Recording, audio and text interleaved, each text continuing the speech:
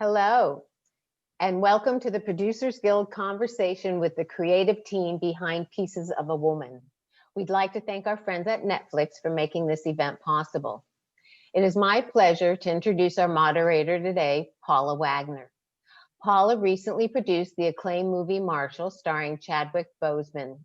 Prior to that, she formed Cruise Wagner Productions with her then partner, Tom Cruise, where she produced Mission Impossible 1, 2, and 3, and The Last Samurai, Vanilla Sky, The Others, Shattered Glass, and executive produced Steven Spielberg's War of the Worlds. She is also a noted theater producer for Broadway and most recently produced Pretty Woman, the musical, amongst others. All that, and she's a very active, very appreciated Producers Guild member as well. Welcome, Paula. Welcome, panelists, and please, Paula, take it away. Thank you so much. Thank you, Kyle. And it's a pleasure to be here with all of you. I am so happy to be moderating this movie. I have so looked forward to this film. And I must say, I have never seen a film that has the kind of emotional depth and authenticity in the work and all of the work, the writing, directing, producing, and from Ms. Vanessa Kirby. An amazing performance. So I would like to introduce the panel, the three fantastic producers. I'd like to start with Ashley Levinson. Ashley has produced many films. She's a chief strategy officer at Braun, as well as producer.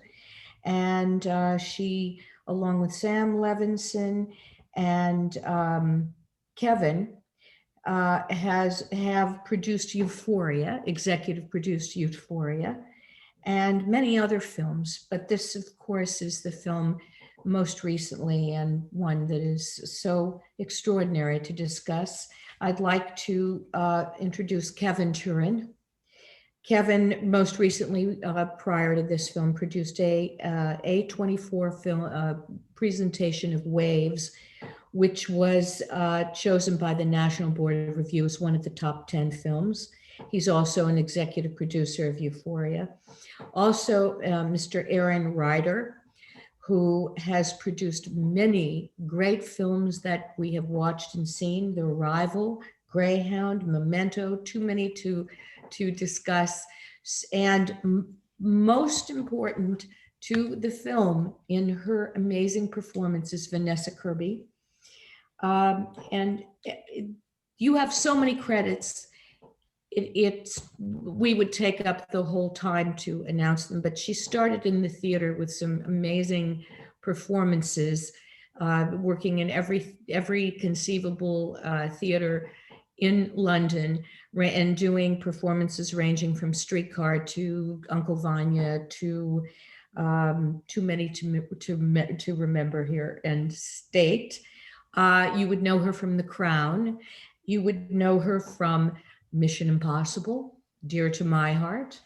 And she's a BAFTA award-winning actress, and most recently was honored with the Best Actress Award at the Venice Film Festival, well deserved.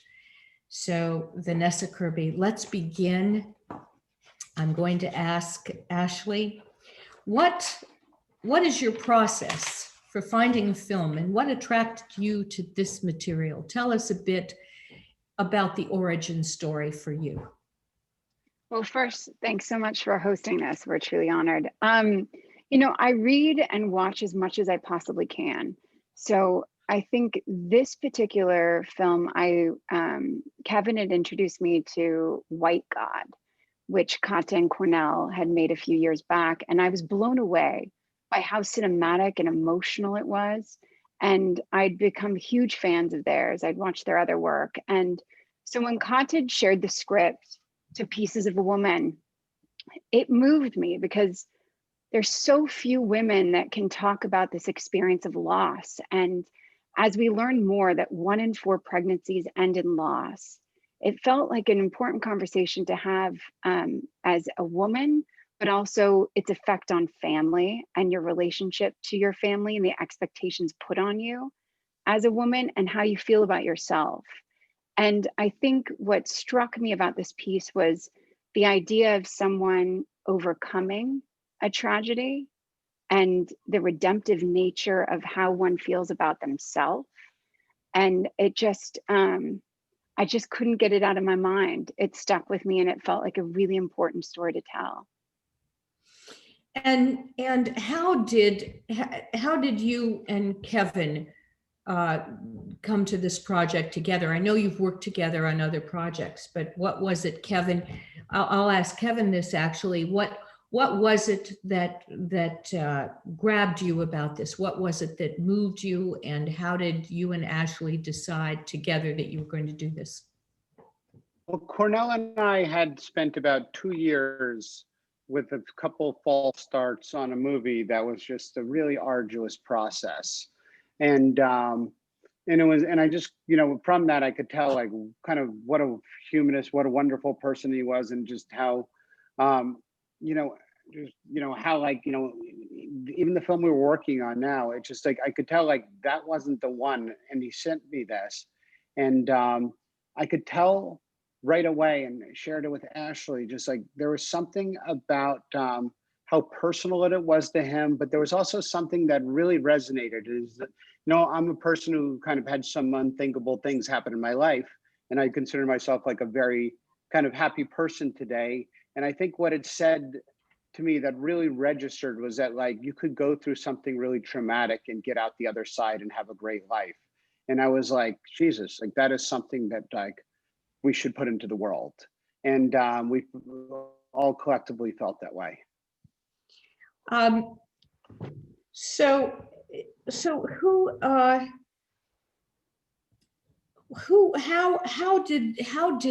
what was the interactivity with the director? Because there were so many choices that are fascinating, like the spare use of music, or the appearance of shots being, you know, of scenes being done in one take or two takes, where you're you're not aware of the actual filmmaking. How was the process with the director, would you say?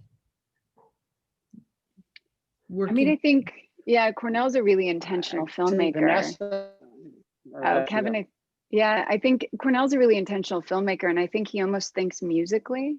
So in terms of the score and Howard Shore coming on, I feel like he heard that as he was shooting, and it really pulled forth the emotionality of it. And then I think with Vanessa, there was so much faith and trust in her from the very beginning that you knew that you could keep the camera on her and that you could stay engaged. And so for some of those longer shots, they'd worked, and Vanessa, you can speak to this too, just about the rehearsal process. But it was a very collaborative experience. And with Benjamin Loeb as well, who's just a incredibly dynamic and thoughtful cinematographer, it was a very fluid conversation. And for Erin, how did you discover this script? How did this happen? I'd like to hear your origin story. Have you worked with Ashley and Kevin before? What was your beginning on this? Well, like with most important things in my life, I listen to my wife, basically. I'm married to a Hungarian, Zsófia Oblast, and she grew up with Kornél, and Kornél's producing partner, Victoria, who is also a big part of the movie. And it was at a trip in Budapest, and she kept telling me Kornél and I should meet. And so, like, you know, a lot of great movies start in conversations at a bar. So I met Kornél, and basically we just got along unbelievably well that first night, talking about various different movies and different ways to get in business. And he, just as I left, he said, "Would you be interested in reading a script? My wife wrote it," which sounded, I wasn't expecting him to say that, and I didn't know Kata at all. And I immediately took it, and I read it on the plane ride home. Kornél showed up in Los Angeles a couple weeks later, and we all got together, the Hungarians and everything. And basically my wife was very insisting that this is a movie you have to pay attention to, and a filmmaker you really should be in business with. And it was through Kornél's manager, Stuart Manischel, that he introduced me to Kevin and Ashley because they had their relationship as well. And he thought maybe it would be a really good partnership and we could combine resources and try to pull this together. So that was how I found my way here. Beautiful. And Vanessa, I'm sure you've been asked this many times and you'll be asked this many more times, but the scene, giving birth scene, is something I don't think I have ever seen anything like it. And this is a unique kind of experience on screen and for you as an actor. First of all, what was your preparation for this? What kind of research did you do? And secondly, what was the process when you were shooting it? You know, sometimes I think about that scene, I think, oh man, I might never get the opportunity on screen to do an unbroken take for a quarter of the film. You know, I think in having done it, you know, it's so special to me. It's just the best experience I've ever had filmmaking ever. And I remember when I first heard that the intention was to shoot it in one take, obviously instantly you go, oh my God, if I let even 1 second of the scene down, or the other actors, or if any woman watches this who's done it, or any man has watched their woman do it, I'm going to ruin the film. And so it was kind of that fear that meant I just knew I had no other option, because I never given birth. So I knew I had to do justice to women. Also, I loved the ambition and the courage to actually represent birth in its entirety, not an edited movie version that we've seen loads before, you know, where it's like 2 pushes and the baby's out and the actress is really made up. And, you know, it was just, that ambition was so exciting to me. I loved everybody for even trusting that that could happen, and also me to try and pull it off when I had never done it.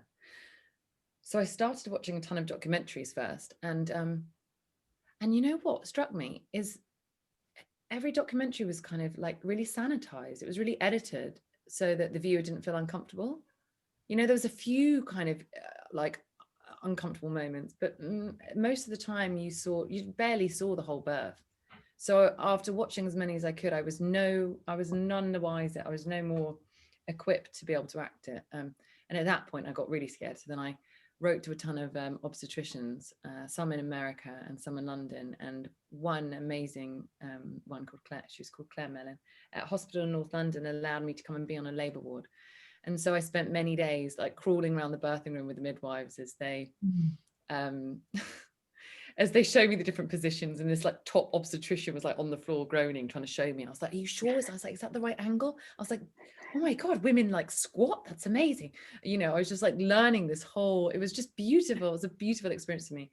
And then on the last day, I was due to go off and fly and film just before pieces. And it was the last afternoon. And one of the midwives came into the room and said, oh, there's a lady and she's about to start pushing. She's 9 centimeters dilated, and by that point I knew what happens in every centimeter and every bit. And she allowed me to watch her, and I never ever could have acted it without watching the real thing. And she taught me everything that the birth had to be, really, which was I guess full of the whole spectrum of life, you know, the excruciating pain and unbelievable ecstasy and love and magic and horror, and you know, all in one. I just watched her go on this truly powerful trip, you know, this spiritual journey. And I was so blessed. So I just kept her in my heart, really, and absorbed everything. I didn't move. I barely breathed for the whole 8 hours. I didn't even go to the loo. And then I felt, okay, no matter what happens in this scene, I know I can show up on set, and I can at least, I feel like I could only do my best, because I owed it to her. I owe her everything. And then the process was, Kornél talks about it a lot, a bit like doing a stunt scene, you know, where you kind of plan like logistics, you know, like we knew we had to be in the kitchen and the sitting room, and then the bath and the bedroom, we didn't really know what we'd say. And we kind of mapped out those movements for a day, and then it was a day of shooting and we had 2 days to get it. And we had no idea if it was gonna be a disaster, a car crash, but it was kind of magic. I think so much of it was about trust, honestly. Oh, well, we felt every moment of it, watching it. So, wow. All I can say is wow. From Erin, being on set through this process, obviously, you know, this is a very unique film in that way, in that regard. I mean, this is a more intimate film, a very intimate film. And this kind of film is much more difficult to do in some respects than a large film where you have a big crew and everybody's running around and doing stunts and in a traditional sense. But this is the detail of the performances. What was it like from a producer standpoint? How was the set run? What were the things as producers that you had that were challenges to make sure you got what you needed and that everything was taken care of so she could do what it was that she did? Well, first off, I have to thank Ashley and Kevin because they were on set every day. I was shooting another movie in New Orleans and concurrently, and only was there a limited amount of time for the actual shooting of it.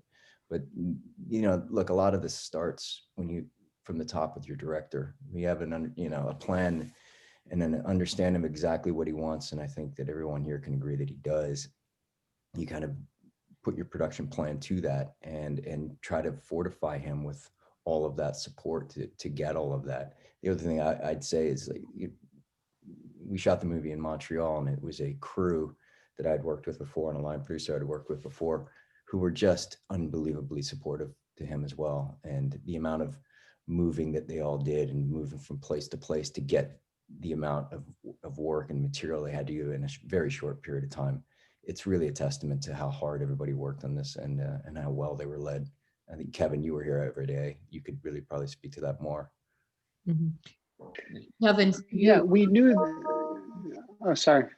Go ahead. Yeah, if you could address that question.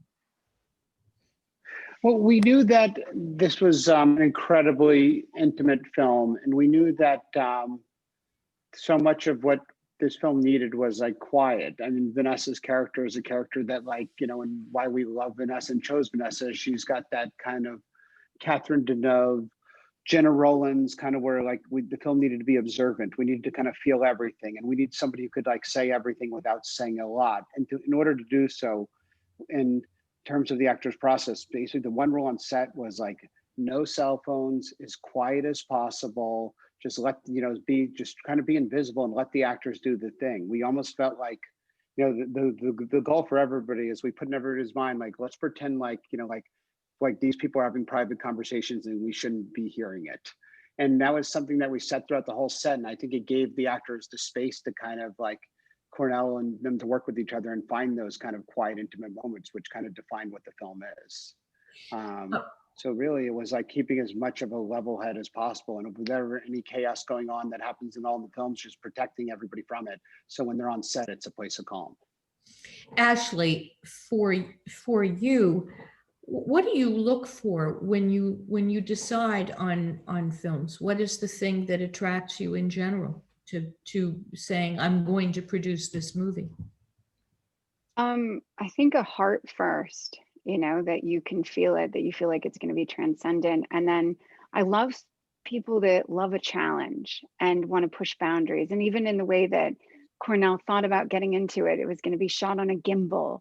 It was going to be a 22-minute oneer. Just obstacles that are put in that everyone's on the same team and everyone's going to be really inventive with how they're able to execute it. And I also just, I'm such a huge fan, and it ends up feeling more like a family, and the approach that there's so much trust that it becomes this collaborative. So working with Kata and Kornél the way they did, or we all did, and how collaborative they are, how well they listen. And then there's a certain, I think, serendipity to this particular project that spoke to all of us, where we felt like we were part of something really special. And to support Vanessa's first lead performance and the performance that she gave, we just, I have a tremendous amount of pride of how this all came together. But I think first and foremost, just finding that heart of the story that carries you through. And Vanessa, you know, this is an incredibly emotional role. And I don't know how many shooting days you had, which you might address, but how did you stay grounded and connected to yourself? And while plummeting into the emotional depths that the character does.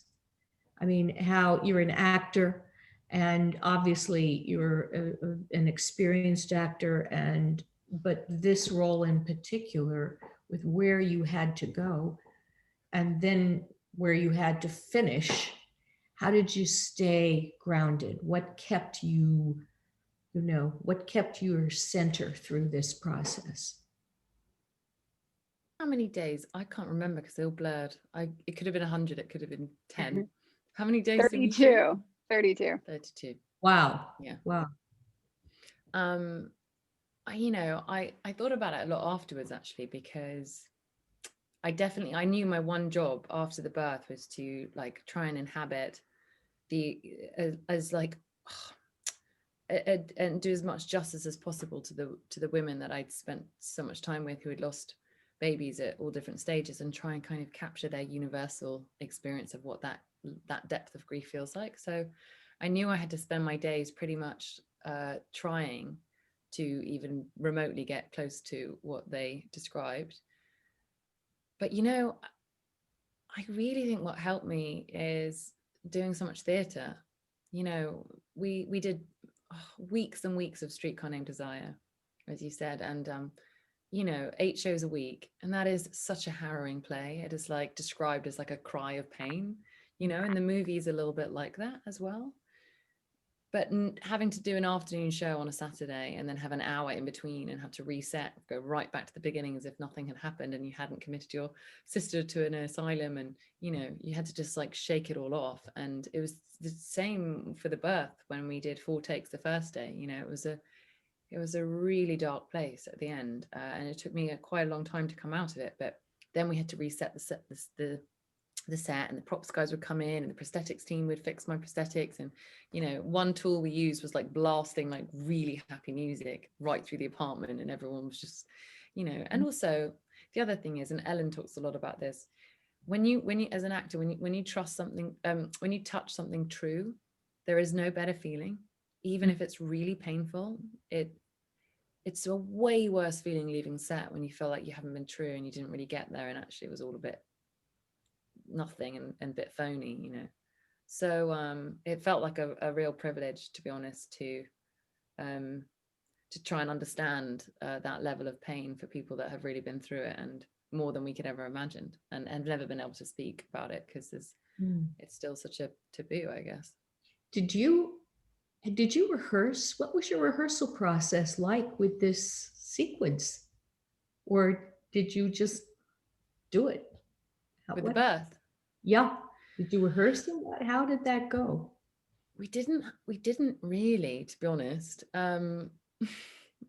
It was like I said, like a lot of trust. We had a day before just to mark out the positions. And I had found this amazing woman who was a doula for many years and the head of many home birth foundations. And the producers were incredible, because you flew her over with such short notice, because we were like, we actually need a birth consultant, because Molly, who'd just come in that day, who plays Molly Parker, who plays the midwife, she had all this equipment, and she was sort of like, woo. And so we had this incredible birth consultant. She was called Ilan McAllister, and she came in and she really helped us map out how to essentially make it feel like it could be an 8-hour labor in 25 minutes, and how on film time, how can we do that so people are like, well, she wouldn't have had the baby that quickly, how can we suspend that time? And so it was a lot of technical things like making sure that Benjamin Loeb, the DOP who was on the floor with us like another character, you know, he sort of knew roughly where we'd be. But other than that, it was like free fall. And I never forget the end of the first take when we just got through it, you know. I think it was like 30 minutes at that point. And you guys were downstairs, weren't you? There was a basement of the flat. So obviously you had to be 360. So no one was there other than us, which was such a gift, because if you'd have spotted like props guys in the corner or whatever, the monitor, it would have taken you out of it. But it was like such a beautiful, sacred little space. And these guys were downstairs on the monitor. And then at the end, eventually after I sort of came around from it, you guys came up and you were like, oh my God, it happened. And I was like, was it okay? Yeah, so it was the most special couple of days ever. Fantastic. Wow. I have not seen anything like this really on screen. So to all of you, Ashley, what would you like the audiences, what kind of conversation would you like this film to inspire from the audience? Yeah, empathy for what people are going through. And I think, you know, in this year in particular, we look at how challenging it's been. And I think compassion for ourselves, compassion for others. And yeah, I think that would probably be something I'd be really proud of, and I hope it resonates.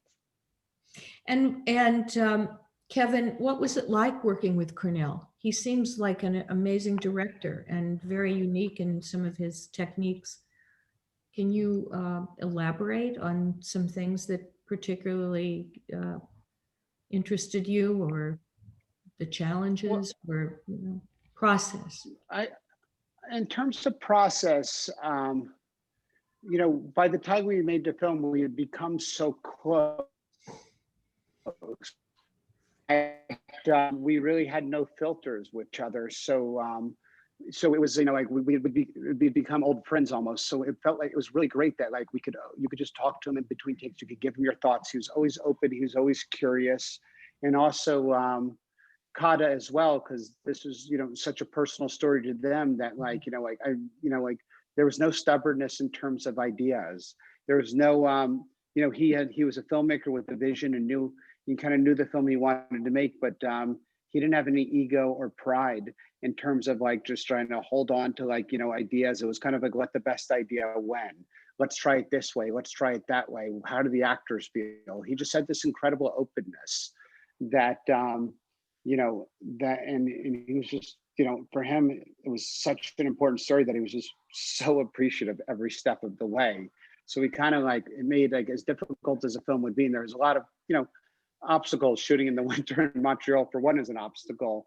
But he just went into every day with an openness, and that you can't ask for more from a director.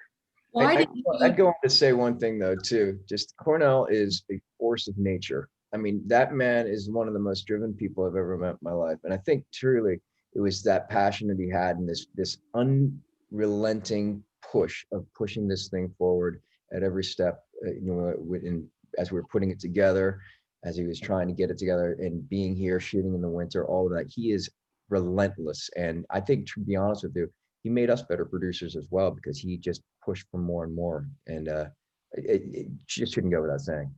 How did you, Absolutely. why did you choose Montreal? That may have been my fault. No, I just no, that was Paul Barbeau, and that was you. And no, that was fantastic for the film because it had been set in Boston, and we wanted to have that East Coast feel to it, and the weather and the season changing. Montreal was just, it couldn't have worked out better. Yeah, we other loved than the shooting obstacles there. of shooting in the winter there. Yeah. And we also had great resources because our backer and producing partner was Braun Studios, and they're Canadian based. And so it helped us because we had the resources there. We also were able to make it, we were able to put a lot of money on the screen. And so just very practically, it worked for a number of reasons. Look, I'm sitting here in Montreal right now. I'm going to say this city and the crews here are some of the best in the world, and Amazing. they devoted Incredible. this. It was. I loved the crew. Great. Why was there a Norwegian crew named in the credits? I mean, That was the pandemic. We'd always known that we wanted the end of the film to have a certain poetry. And so Kornél and Kata talked about this apple tree, which was symbolic through the film. And we wanted it to be spring, but we couldn't shoot in Montreal because of the COVID, the pandemic, and the restrictions around shooting. So we ended up doing a day shoot where Vanessa was in Europe, and Kornél and Kata and Ben were also based in Europe. So we were able to do that shoot safely, and the three of us as producers were remote. That's amazing. You know, your casting is extraordinary. And you work with Ellen Burstyn, who is an icon in her right. Vanessa, what was that like, working with so closely with Ellen? I mean, it was a dream come true, really. She's one of my heroes alongside Jenna Rollins and all those women. And I mean, we needed someone that was inherently intimidating. And of course she was to begin with. But she's also the most magical, kind, you know, and being the head of the Actors Studio as well, she's just got that generosity. And so you never felt less than, in a way. And it was just amazing. And we're such good friends now. It was a great cast. Work with them. It looked, and you all looked like there was an interactivity, you know, that you all worked well together. And it was beautifully done. Well, how, Ashley, Kevin, or Aaron, how was the, I'm very sorry, I have a dog here that is barking. How was the financing, getting the financing originally? You started through Braun, right? And then Netflix came later. How did that work? Yeah, we were very grateful to have Aaron Gilbert and Brenda Gilbert's support of the film. And so they'd come on, and we had done our best to make the budget work and within their comfort. So we had a lot of creative autonomy. And then when the film came together, our dream was that it could reach as many people as possible. And so we shared it with Vanessa, having worked with Netflix so closely. We shared it with them early, and they responded to it. And then we were also in Venice, and so it was just it just made sense, and we couldn't be more grateful for that partnership. And Marty Scorsese came on as an executive producer. Did you screen it for him? How did that happen? We did. Howard Shore was our composer on the film. And so he and Scorsese are close. And he said, I think he's going to love this movie. As he was writing the music for it, he said, please, can we share it with him? And we did. And he very generously said, you know, let me know how I can be helpful to champion this. I want it to reach as many people as possible. And when he came on to support the film, it was deeply meaningful to all of us. Mm. Is there, Vanessa, how did this happen, that you and this role connected so intimately, so personally? And was the script submitted to you and you read it? What was your process? It was as many things that are the most important, that end up being the most important things in life to you. It happened almost serendipitously, really. So I happened to be in LA for only about 6 days, I think, doing press on a film, and I had a meeting with Sam Levinson, Ashley's amazing husband, and we were chatting, and he was editing Euphoria, and I think you guys were like, you know, he was really thick in the edit, so he only just about agreed to be able to meet, and we sat in one of the rooms, and we just ended up talking for like 3 hours, and we talked about films we loved, and I talked a lot about the movies I love, and I talked about I've worked for a really long time, and I haven't done a lead yet, and I've been waiting a really long time, and I feel really ready. And I don't take it lightly, and I know the responsibility of it, and I've watched a lot of people do it.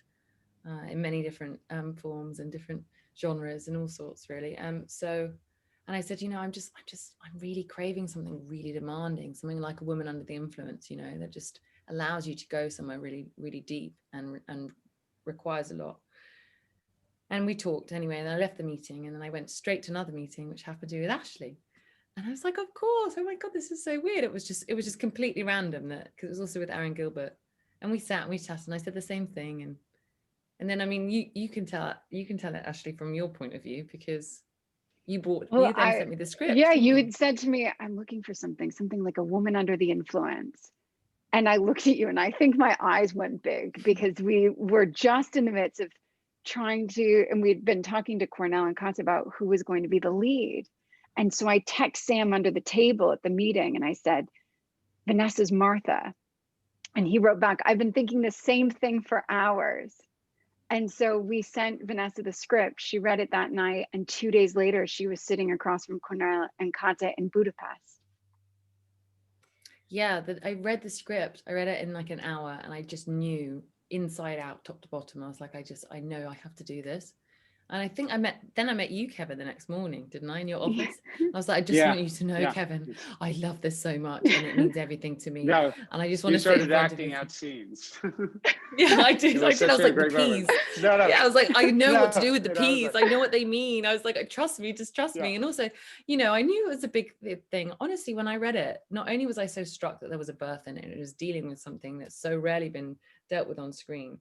But I've read a lot of scripts and spent most of my time in theatre, and the scripts that I've read have so rarely, like, for producers to go, yeah, we're going to finance this about a woman who loses a baby, and go with someone who's never done a lead before. I just felt, it was just such a beautiful, what's the word? It was just a beautiful gift to me that they trusted me with that. And so that's then I said, I'm going to go meet in Kornél, because I can feel this as something from them, in like there's something that felt so authentic. I just wanted to sit in front of them and just say, I really love this and I understand this, and I hope you can trust me with it.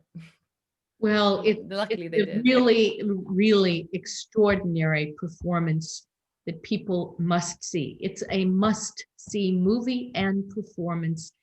3 wonderful producers. Thank you. I wish we could go on and on. This has been a pleasure and a joy. Thank you, Ashley. Thank you, Kevin. Thank you, Aaron.